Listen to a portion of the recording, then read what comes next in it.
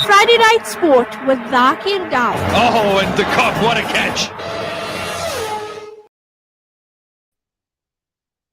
Good evening, Assalamu alaikum. Welcome back to Friday Night Sports Talk with myself, Zakir Dao. Right now, we're going to be joined by a woman who's been making waves in the sports industry. She encourages women to create their own opportunities within sports. She's a rugby referee. She's also an advocate for gender equality and empowering women. And she's passionate about correcting certain ills and that continue to plague the world of women in sports. I'm excited to hear all about what she has to tell us. For those of you who don't know, she's a Gsport nominee finalist. I mean, I'm honored to have her on the show. She's really been making waves in the industry. We're now going to be joined by Tshepi Moropa in just a bit, and she's going to be telling us all about her rugby journey and what it's like to be a nominee on the Gsport Awards for 2020.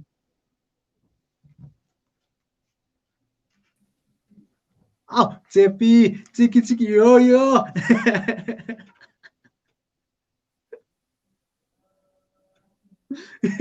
Thank you so much for joining me this evening.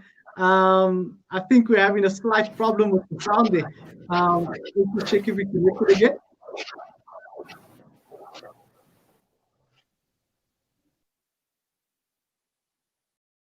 Issues with the sound.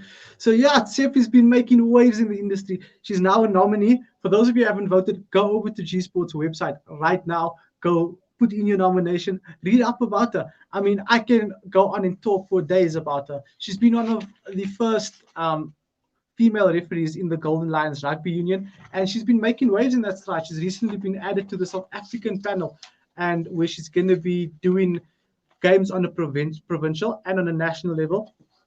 She's also started her own NPO recently, where they collect sanitary pads for women, and just to sort of give women the dignity that they need. And that's what we need in our community. We need more people like this. I don't know, I'm lost for words because there's just so much you can say about her. Talking about rugby, those of you who don't know, the Blues Crusaders game has been cancelled for this weekend, due to coronavirus hitting in New Zealand. No one knows where it came from, for that matter. It's still being researched, and they're still busy looking at it because the match was sold out last week. There was rumors that the match would have still taken place this week. However, the government has taken the country back, or Auckland for that matter, back to level 2 restrictions. So that means that no rugby can take place. But the Crusaders were crowned champions of that tournament, making them, keeping their record of being the Super Rugby's most successful team. I mean, the amount of legends that come from that team: Sam Cane, Daniel Carter, Kieran Reid. The list can go on forever. But it looks like we've got Tshepi back. Her sound is there. I'm sure she's going to do her Is it better? For us. Much better. Will you do your famous intro for us, please? Come again? Will you do your... There we go. That's the one I'm talking about.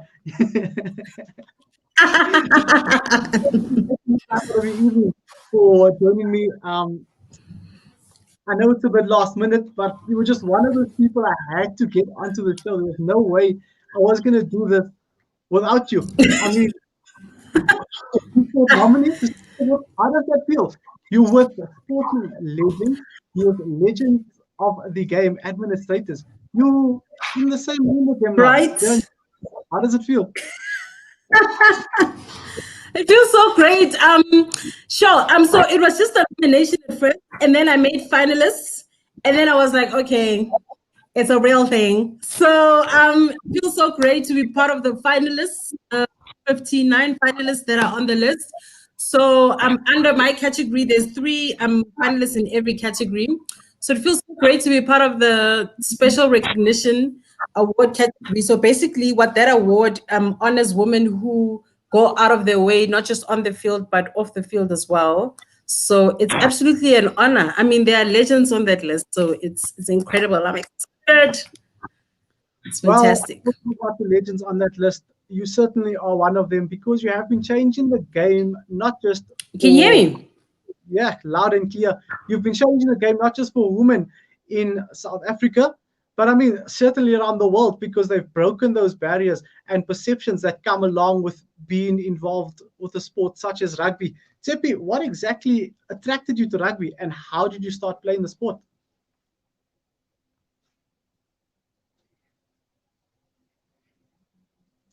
Looks like we just had a breaking connection there, but we will be having Tshepi with us very, very soon. Tshepi is going to be telling us about the rugby journey, what we can there's so much we can expect from her in the future, not just on the field, but off the field as well. Um, Definitely a legend of the game. Looks like she's with us again. Looks like technology is not our best friend this evening. Tshepi, I don't know if you heard the question. My question was, what exactly attracted you to rugby, and what made you start playing the game? So so I went to a boarding school. I went to a world school, and you know how passionate world schools are about their rugby. So I went to a world school in Free State. That's in Bloemfontein. And yeah, that's where I got introduced to the sport. And afterwards, like I just felt like so the bug had bit me already. So I looked for a club to play in Joburg. And yeah, since then, I mean, actually, I just can't get rid of it, can't get rid of the bug bite. So I played, and then I played a bit of provincial as well. And then after that, I decided I still want to be involved in the game. So that's when I tapped into refereeing. Tshepi, refereeing. I mean, you could be a hero or a villain. You could be both on the same day. Yeah. How do you find being a referee, and how do you sometimes like balance the? I'm sure you always have that elder sister responsibility. Do you take it with you on the field? Yeah, so I can't get rid of that. I've always had it as a player. With the girls, so it must be a natural thing to me. That I wear on my sleeve. So I take that with me on the field, and it really helps me a lot. Manage the game a lot easier. I mean, with the guys as well. It's so much easier to communicate with them in that way, and they're so used to me. In that sense, so I don't need to change or be any different when I referee. So it just makes things a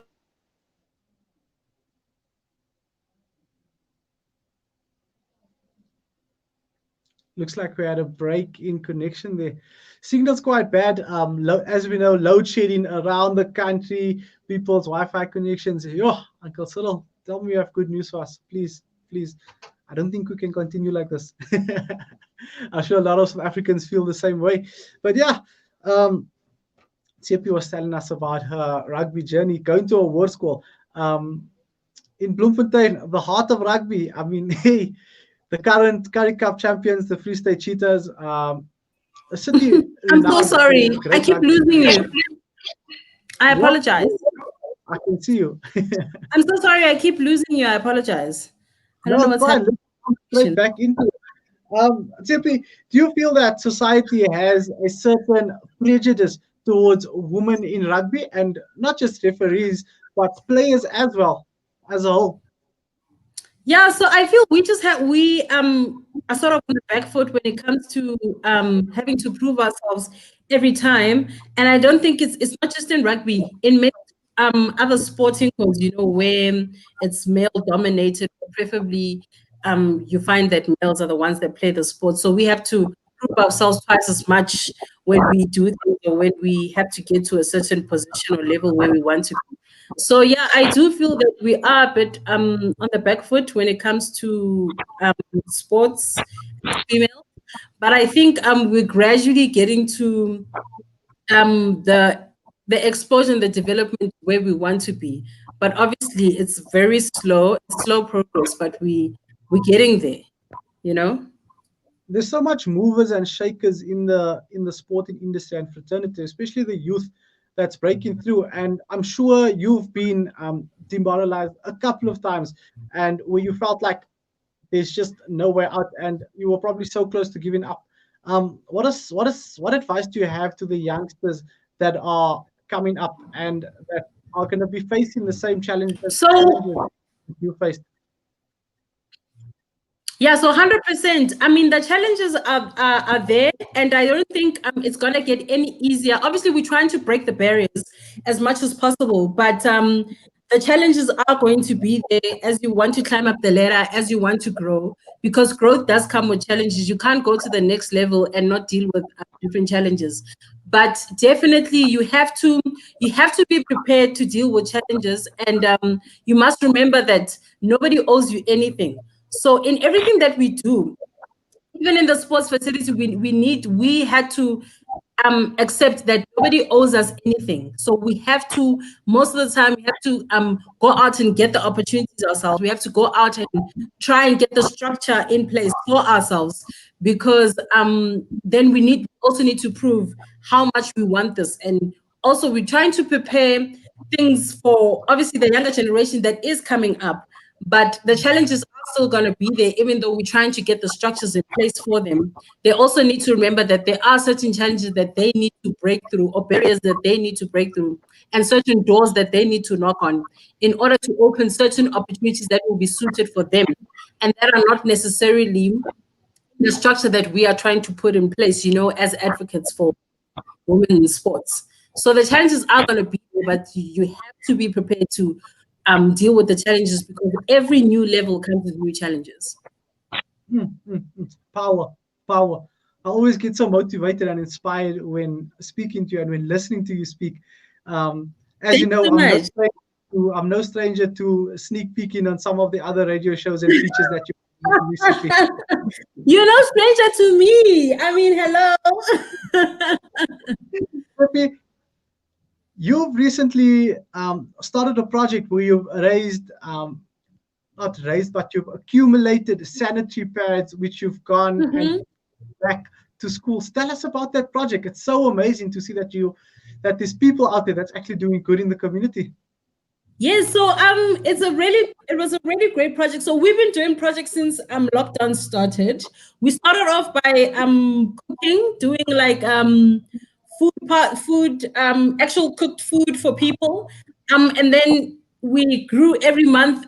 We did food packs in June, and then for Mandela, for the whole week in Soweto, we were cooking for the entire week at different centers where kids come daily and get food. And then now in August, we did the girls one, which is the one you're talking about, where we didn't just do sanitary packs. We decided we're gonna go all out for girls' needs and make a whole toiletry, your toothpaste, toothbrush, all of the necessary toiletries. So it was a success where we managed to reach 500 girls, which was phenomenal. And so I mean, it's basically I reach out to friends, people in the sporting world, in our sporting community, people that you know, and basically just tell them that this is the idea I have, this is the vision I have. Can you please help me bring it to life? And people jumped on board gladly, and we managed to make like 500 complete packs. I mean, the project costed approximately like 55,000 rand. It was incredible to actually even raise that amount of money to put it together and have people come on board. I had netball girls helping me as well, which is great. I think Gsport also opened up so many channels. I got to speak to other sporting codes, like basketball girls also came on board. So it's actually absolutely phenomenal. Yeah, so I'm very passionate about that, actually. I'm very passionate. It's not just about the community that I was raised in Alexandra. I mean, if I hear that there's a problem in another township or a different community, we're definitely there. We'll set up and we'll see what we can do to help. The pandemic has had a great impact on a lot of lives. And I mean, if there's any bit of difference that we can do to help, I'm definitely happy to be on board. No, certainly. Tshepi, the Women's World Cup next year in New Zealand. Do you see yourself there? Can we see you there? I'm so excited for the World Cup. I'm excited for the girls. We'll see what development takes me in terms of my refereeing career. But yeah, I'm excited for it. Even if I'm not there as an official, but like I'm happy that our girls are going there. I'm hoping they can get enough time to prepare for that. As long as any sports girls are at that level, I'm happy. Even if I'm not there myself, I am hooting all the way. So talking about that level, who are some of the sportswomen or athletes that you draw motivation from? So Casta Semenya is an incredible, phenomenal lady. That's a powerhouse. So she's definitely one that I always keep my eye on, like all the time over the years. I'm also loving what Babalo has been doing lately, also for her community. Her and I are aligned in terms of the things we do in our community. She's our Springbok Women's captain. She's the first one to get an international country, so that's phenomenal. I'd like to see more of that happen. Also, girls like at club level, inspire me so much. That they put so much heart into the game. I'm very passionate, and I honor the ladies that do that coach at school level. Like now we've got 16 girls who play provincial rugby. So that for me is absolutely phenomenal. The people who have a great impact in my life, who are in the sporting codes, are actually mostly people who we don't even see on TVs or making airwaves. People who are making the difference in the background, who are grooming these girls to be exactly what we envisioned women's sports to be. So those are the people. Anyway, you might know her from Pirates, Piwa and them. They coach girls at school level. So for me, those are the people that I actually love and enjoy watching them work and nurture and do what we want, what we aspire for women's sports to be as a whole, and not just women's rugby. Certainly, and it is Women's Month, and on this show for this entire month, we will be giving women the pedestal, and we'll be recognizing them as they should be in the sporting industry and in any industry for that matter, because of the important part that they play. But while we're on that topic, and we've had enough chit chat for the night. It's time to get a bit serious before it goes up. Tshepi, gender equality and gender-based violence is a problem in our communities. How do you explain gender equality to your son, nephew, or even your partner for that matter? Yeah, so gender equality for me, it's actually had a great impact in terms of gender-based violence. In the community where I come from in Alexandra, it's a township where you can easily witness this happen, like by the side of the road or in broad daylight. It literally doesn't even have to happen behind closed doors. And for me, it's very important that we instill these important aspects into our kids, our nephews.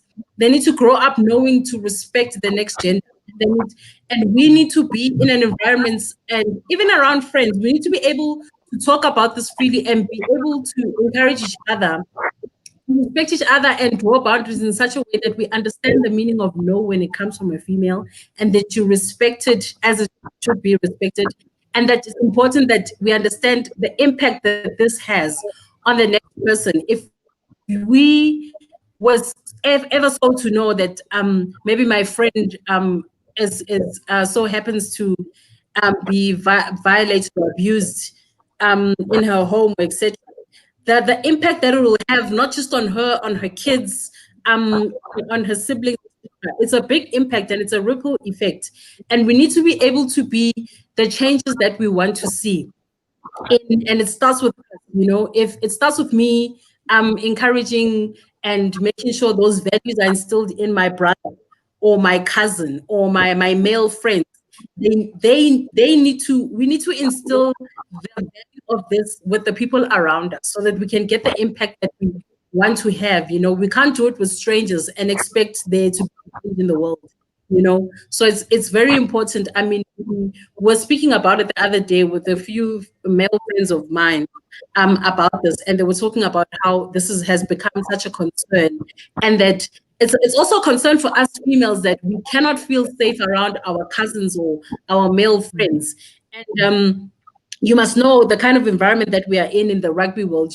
we often I mean the ladies, there's a very few of us who are actually, compared to the males, there's less of us, and we rely on you guys for us to feel safe when we are at rugby. We rely on the gents for us to feel safe in that environment, and it starts like that. We need to be able to feel safe in the environments that we find pleasure in. I find pleasure in rugby. When I go to rugby, I want to feel safe there, and that is where the values must be instilled, whether it's in sports or in our workplaces or in our families. These values need to be instilled, that we need to respect each other. Boundaries are important. We need to understand the meaning of no. Things like that are very important and need to be discussed openly. Otherwise, we will never be able to defeat this. You know what I mean? No, definitely. I get exactly where you're coming from and what you're saying. And I feel like us as males, it's our duty to step up and make this environment and make the world a better place and a much kinder place, so that women can walk into any room and feel comfortable, for that matter. Tshepi, 100%. in closing, the Gsport Awards are around the corner. When are the nominations closing? How can people get nominating for you? Let's get working. Let's activate people on the streets. Let's make things happen. Come on. So, thank you so much. But so the votings are closed. The votings are closed. So votings have been closed. But so winners will be announced on the 31st of August. But the votings were looking good. So we'll how that goes. So announcements will happen on the 31st of August. It's been a great one, man. And I mean, the support has been great. You guys have been sharing it with your friends and family on social media. So the support has been phenomenal actually throughout. So yeah, no, it's actually been quite well. It's my first nomination, first time I'm making finalists, first time I'm being a part of the awards, and the support has actually been quite phenomenal. So yeah. Well, pretty soon we'll be writing the first few chapters about your book. At the rate that I'm doing, yes. I'd be happy to. Yes, certainly. Tshepi, thank you so much for joining me on the show this evening. I wish you all the best with your projects you have going on the side, and all the best with your Gsport Awards coming up. I hope that whatever the outcome is, we know that you're a winner, and we know that you're always going to be taking rugby to the next level, so that we can become a better rugby country on and off the field. Thank you so much for everything that you're doing for rugby. Thank you so much for everything you're doing for sport. Thank you so much for everything you're doing in the communities as well.